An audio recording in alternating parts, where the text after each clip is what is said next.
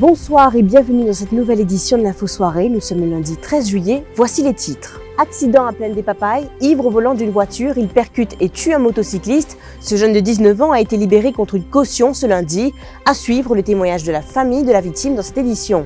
Le ministre du Commerce et celui de la Santé s'expliquent sur l'achat de médicaments pour l'Emergency Procurement durant le confinement. Le beau-frère du directeur de la STC n'a rien fourni à l'organisme et la STC ne lui a rien donné en guise de paiement.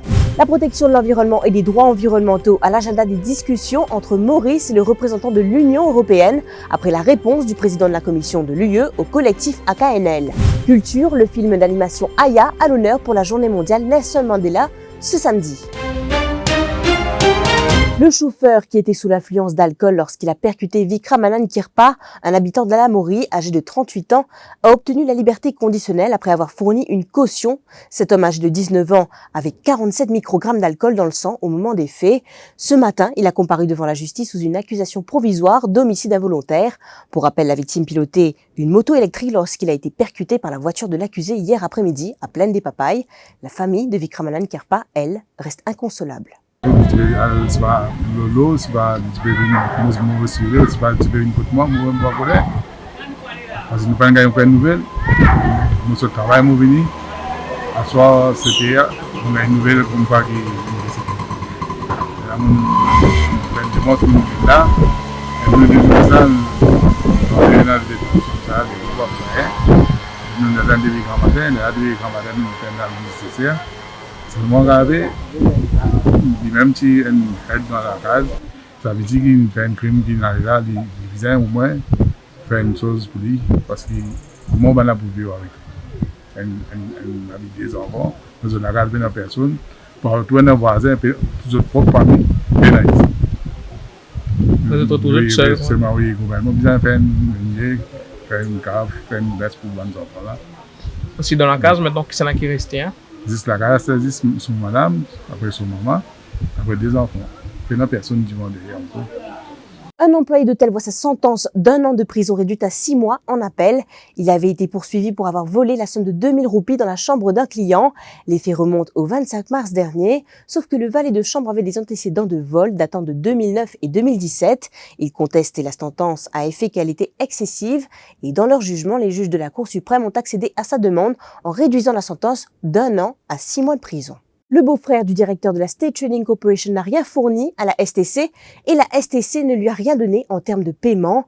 Garantie donnée par le ministre du Commerce, Yogita Sominanan, lors d'une conférence de presse animée aux côtés du ministre de la Santé, Kailesh Jagotpal, aujourd'hui. À l'heure des questions-réponses, Yogita Sominanan est revenu sur la compagnie Pack & Blister qui a obtenu 2 contrats totalisant plus de 500 millions de roupies. Il a rappelé le contexte dans lequel les achats ont été effectués. On ne pouvait se permettre de perdre du temps et la question de due diligence ne se posait pas, a-t-il soutenu. Là, je trouve sorti dans la presse dire que le directeur général STC, son beau-frère, finit un contrat. Laisse-moi dire. À aucun moment, STC fin donne ce beau-frère contrat. Nous mettons clair. Ce compagnie pas fin supply STC, STC jamais fin paye, STC jamais fin passe commande avec lui. Et si au cas où ça aussi est le cas, il tient juste pour déclarer sur l'intérêt, mais il pas fait. Il pas fin procure, il pas fin vendre du tout avec STC, ni STC fin paye. Ça qu'il fait, il fait deux shipments, c'est à travers les ministères concernés. On connaît, nous pas là dans un comité en période de crise, nous pas checker qui X, Y, Z. peut faire, nous n'avons acheté marchandises infinies. Nous résistons les 50 ventilateurs pour rentrer. Et le ministre du Commerce a insisté sur le fait que tous les fournisseurs habituels ont été contactés via email. Ceux qui ont répondu à l'appel ont été retenus et il se demande pourquoi seulement certaines compagnies ont été ciblées. Il y a aussi expliqué qu'à l'heure des procédures, c'est le gouvernement qui a fait les réservations pour le fret des équipements. Nous nous retrouvons après ces courtes pages de pub.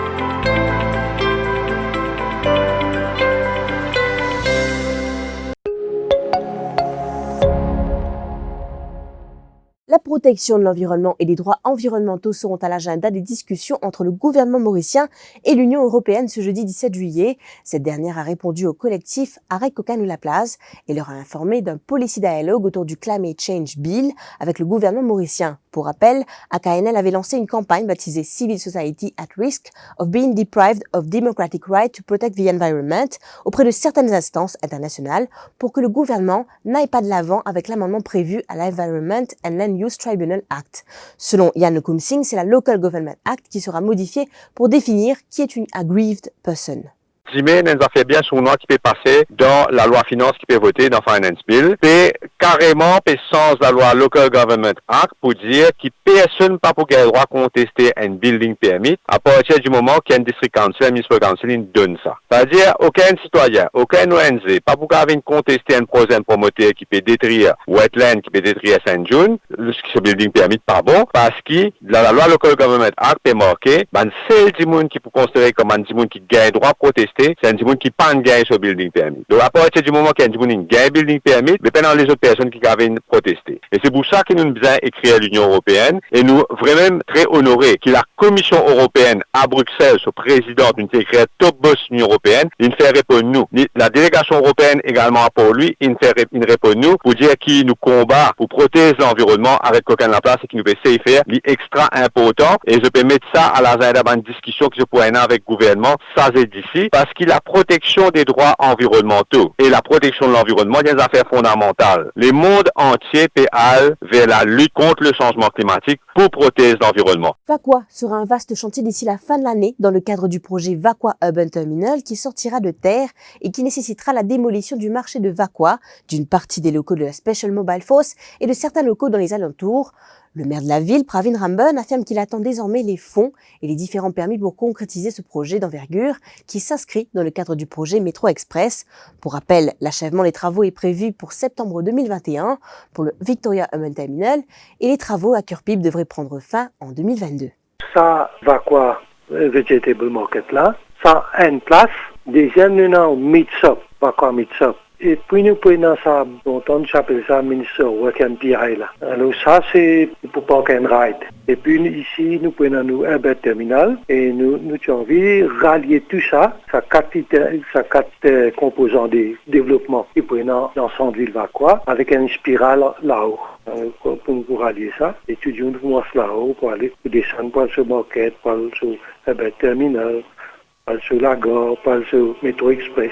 Mais la budget fait que voter, nous attendons le ministère de nous l'argent pour nous craser nous et vegetable faire et que là nous pour lancer un terminal là, capable de faire l'année ça. Parlons de culture maintenant. Voici un événement que vos enfants ne souhaiteront surtout pas manquer ce samedi 18 juillet.